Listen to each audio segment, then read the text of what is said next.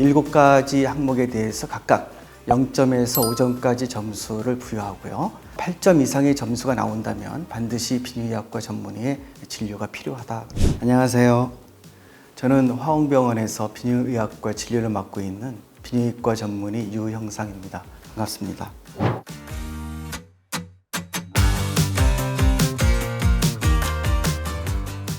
중년 남성들의 숨은 그림자, 전립선 비대증이란? 네, 전립선은 남성 방광 바로 밑에 요도를 감싸고 있는 먹는 생밤 또는 작은 호두알 크기로 무게는 약 20g 정도 되고요. 전립선 비대증은 전립선 요도의 이행대라는 부위에서 발생이 됩니다. 점차적으로 전립선이 커지게 되면 처음에 소변줄기가 약해지고 가늘어지면서 처음에 또 소변 볼 때 힘이 든다든지 또는 중간에 소변줄기가 끊긴다든지 또는 잔뇨가 생긴다든지 등의 그런 폐색 증상이 생기고요. 좀 더 심해지면 이제 배뇨곤란과 같은 소변 보기가 힘든 그런 증상이 나타나겠죠. 전립선에 있는 신경이 약해지면서 빈뇨, 또 야간 빈뇨, 절박뇨 등의 신경 자극 증상이 있겠습니다.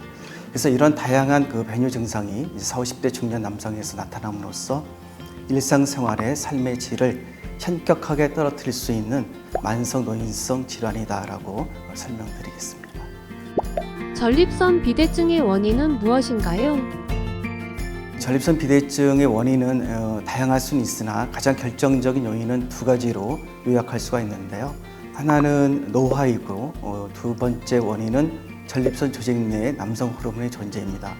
전립선의 그 조직학적 비대는 한 만 35세부터 이루어지고 있고요. 50세 때는 50%가 또 60대에서는 60%, 80대에서는 80% 정도의 전립선의 비대가 온다고 보고 있습니다. 물론 조직학적 비대가 있다고 해서 모두 증상으로 연결되는 것은 아니고요. 이 중에 약 50% 정도에서 이제 증상이 나타나고 그 중에서 한 25에서 30% 정도에서 치료를 받는다라고 보시면 되겠습니다. 또 하나의 원인은 전립선 세포 내에 DH 레벨의 존재인데요. 간단히 말해서 전립선 조직 내에 남성 호르몬의 존재가 그 역할을 하게 됩니다. 따라서 선천적으로 그 고환의 기능이 부전이 있거나 또는 후천적으로 양측 고환이 절제된 남성분에 있어서는 전립선 비대증이 발생되지 않습니다. 흥미로운 사실은 그렇다면 혈중에 남성 호르몬의 레벨이 높으면 반드시 전립선 비대증이 잘 발생되는가 하는 것에 대해서는 꼭 그렇지만 않다. 이것에 대해서는 아직 계속 연구 중에 있다고 말씀드릴 수 있습니다. 또 그 밖에 이제 어떤 유전적인 것, 또는 가족력, 또 비만도, 또 인종, 이러한 여러 가지들의 요인들이 복합적으로 또 발생에 관여될 수 있겠습니다. 전립선 비대증의 진단 방법은 무엇인가요? 자가 진단도 가능할까요? 자가진단법이라기보다는요, 내가 전립선 비대증 증상이 있다면 이것이 증상의 정도가 약한지 또는 심한지를 알아볼 수 있는 점수표가 있습니다. IPSS라고 해서 국제전립선 증상 점수표인데요. 7가지 항목, 즉 소변줄기가 약하고 가는지, 또 처음에 소변 볼 때 힘이 들어가는지, 또는 중간에 소변줄기가 끊기는지, 또는 잔뇨감이 생기는지 등의 폐색 증상 4가지와 또 빈뇨, 야간 빈뇨, 절박뇨 등의 신경 자극 증상 3가지 합해서 7가지 항목에 대해서 각각 0점에서 5점까지 점수를 부여하고요. 7점 이하면 이제 증상이 아주 가벼운 정도, 8에서 19점 정도는 중등도의 증상, 20점 이상이면 심한 증상으로 이렇게 보고 있습니다. 따라서 8점 이상의 점수가 나온다면 반드시 비뇨기학과 전문의의 진료가 필요하다라고 말씀드립니다. 따라서 환자분이 주관적으로 증상이 약하게 있는 건지 심한지 정도를 파악할 수 있고요.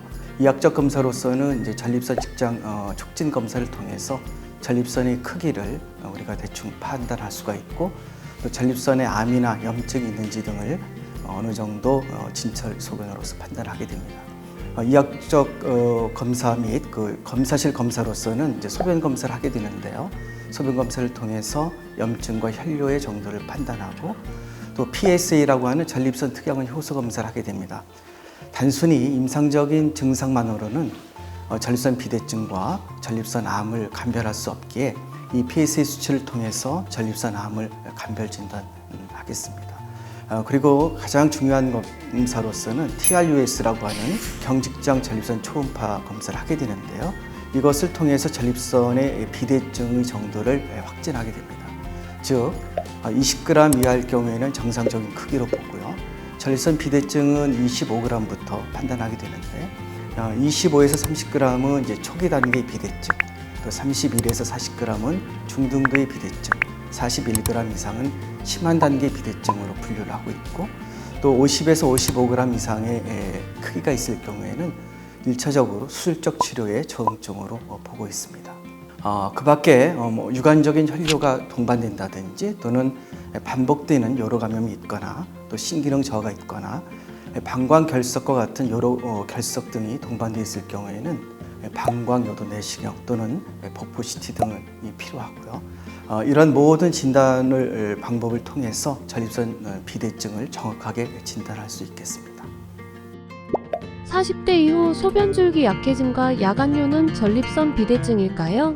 그렇겠죠. 이제 40, 50대 중년 이후에서 배뇨 증상이 있다면 우선적으로 전립선 비대증을 의심해야 됩니다. 그러나 임상 증상만으로는 전립선 비대증과 우리가 급성 또는 만성 전립선염, 그리고 전립선암, 신경성 방광 등과의 감별 진단도 반드시 필요합니다.